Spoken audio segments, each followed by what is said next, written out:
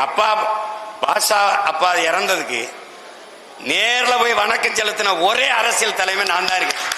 யாராவது சொல்லு. உடனே அண்ணாமலை வந்து இஸ்லாமிய மக்களின் ஓட்டுக்குன்னு ஒரு ஓட்டு கூட போடலடா, நீ ஓட்டுக்காக நான் நிக்கிறதா இருந்தா என்ன சொல்லுங்கடா. அப்படி இப்போ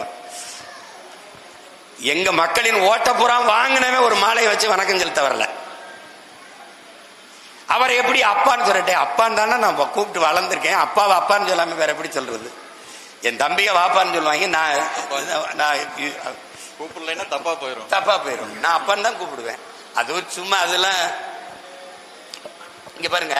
உட்காருங்க. நான் படிச்சது வளர்ந்தது இளையாங்குடி புதூர்ல இருக்கிற முஸ்லீம் யாருன்னு நினைக்கிறீங்க? எல்லாம் என் சொந்தக்காரன். நீங்க புரியுதா உங்களுக்கு? எங்களுடைய சொந்தக்கார மாமைத்தினர்கள் தான் நாங்க. எனக்கு ரத்த உறவு இருக்கு. அதனால ஆனாலும் அவன் என்ன நினைக்கிறான், இவனை விட்டுறக்கூடாதுன்னு நினைக்கிறான். இந்த 18 விழுக்காடு 20 விழுக்காடு அவன் எடுத்துட்டு போயிட்டான்னா அவனுடைய கோட்டை சரிஞ்சிருக்கு.